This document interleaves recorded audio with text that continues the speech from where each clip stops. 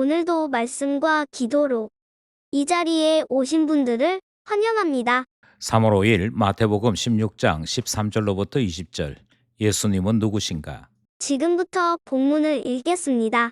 예수께서 빌립보 가이사랴 지방에 이르러 제자들에게 물어 이르시되 사람들이 인자를 누구라 하느냐 이르되 더러는 세례 요한 더러는 엘리야 어떤 이는 예레미야나 선지자 중에 하나라 하나이다.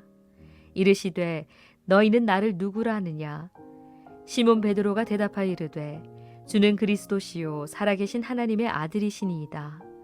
예수께서 대답하여 이르시되 바요나 시몬아 내가 복이 있도다.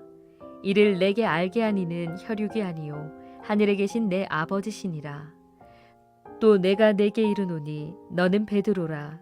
내가 이 반석 위에 내 교회를 세우리니 음부의 권세가 이기지 못하리라.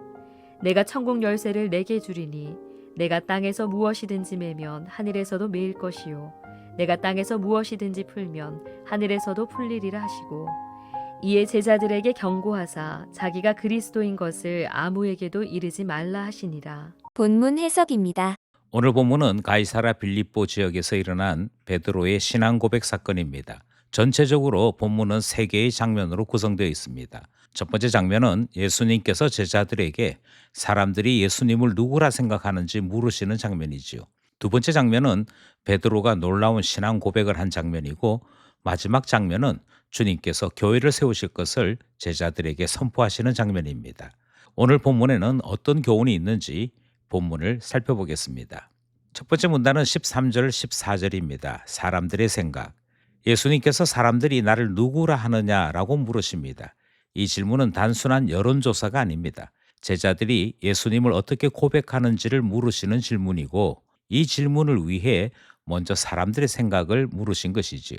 우리가 기억해야 할 것은 이 사건이 일어난 곳이 가이사라 빌립보라는 점을 기억해야 합니다. 가이사라 빌립보는 당시 로마 황제 숭배가 극성했던 지역이고 이교도 신앙이 왕성했던 지역입니다. 이런 배경 속에서 예수님께서 예수님이 누구인지를 물으셨다라고 하는 것은 중요한 의미를 가지지요.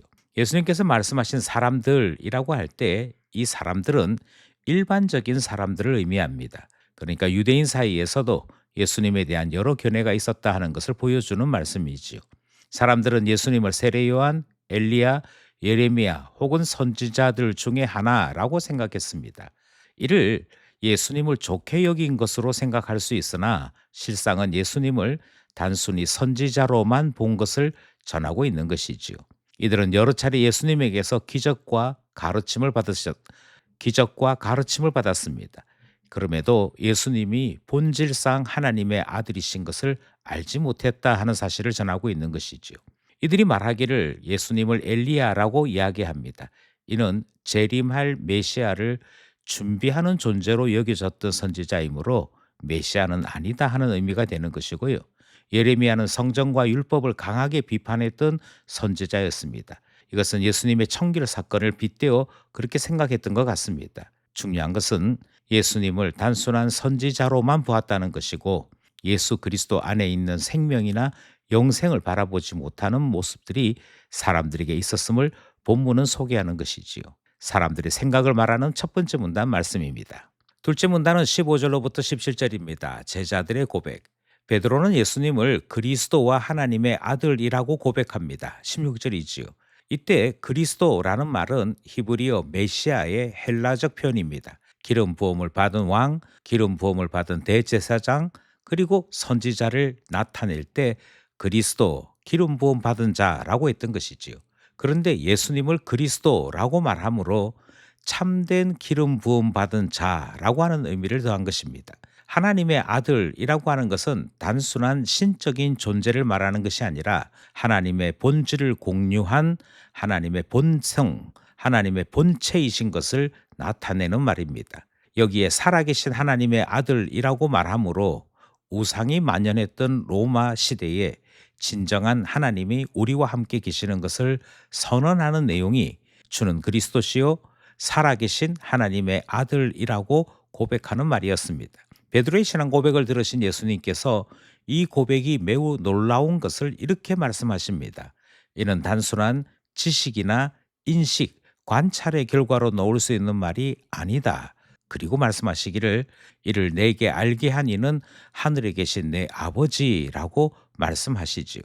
그러니 베드로의 신앙 고백은 전적으로 하나님의 은혜다라고 하는 것을 가르치고 있습니다. 여전히 우리 주위에는 예수님을 알지만 그럼에도 불구하고 아직 은혜를 입지 못하여 예수님을 선지자 정도로 아는 또는 좋은 선생님 정도로 아는 이들이 많이 있지요. 우리는 기도하기를 이들에게도 베드로에게 임하였던 은혜가 동시에 나타나 예수님을 주로 그리스도로 하나님의 아들로 고백하게 되는 은혜가 있기를 기도하게 되는 것입니다. 예수님은 베드로의 고백이 인간의 지적 노력이 아닌 하늘에 계신 내 아버지께서 알게 하셨다 하는 말씀을 하심으로 우리의 구원이 은혜로 말미암는 신앙 그 위에 기초한 것을 가르쳐 주셨습니다. 신앙 고백이 있어야 할 것, 그리고 베드로의 신앙 고백이 얼마나 놀라운지를 말씀하시는 둘째 문단 말씀이었습니다. 마지막 셋째 문단은 18절로부터 20절입니다. 주님의 약속. 마지막 문단에서는 예수님께서 두 가지를 말씀하십니다. 너는 베드로라. 이 반석 위에 내 교회를 세우리니.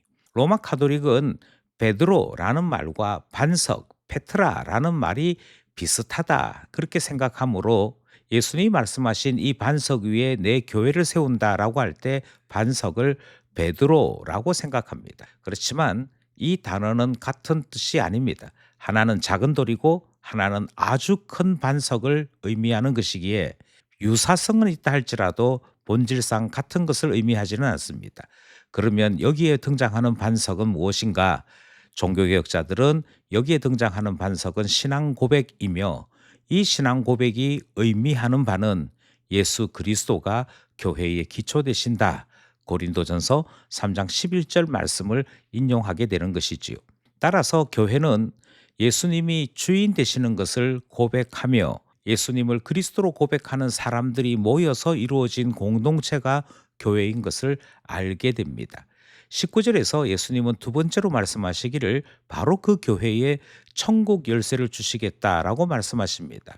교회에 천국 열쇠를 주시겠다라고 말씀하실 때 여기에 등장하는 천국은 구원과 직접 연결된 것이므로 구원에 관한 아주 중요한 것이 교회를 통해 나타나는 것을 말씀하고 있습니다. 그렇다면 예수님께서 교회에 주신 천국 열쇠는 구체적으로 무엇일까요?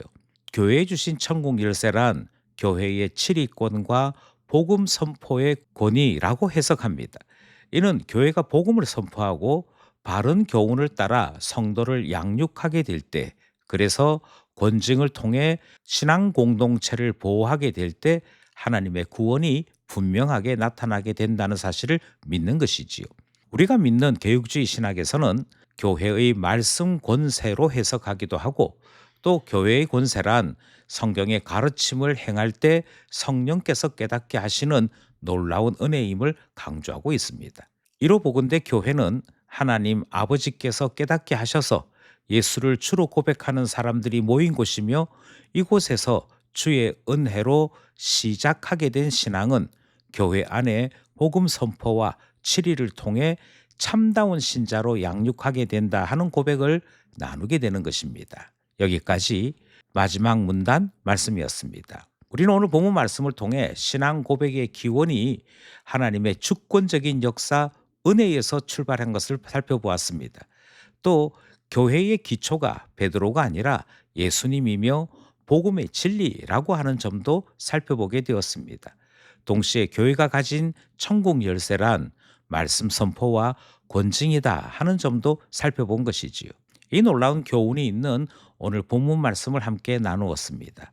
교회가 무엇인지를 함께 고백하고 주께서 우리에게 주신 천국 열쇠를 참다운 천국 열쇠로 사용할 수 있는 공동체 되어야 할 것입니다. 말씀과 기도는 바로 이 천국 열쇠를 누리는 아주 소중한 시간인 것이지요. 오늘도 말씀과 기도를 통해 구원에 가까이, 주님 나라에 가까이 이르는 우리 모두 되기를 간절히 소원합니다.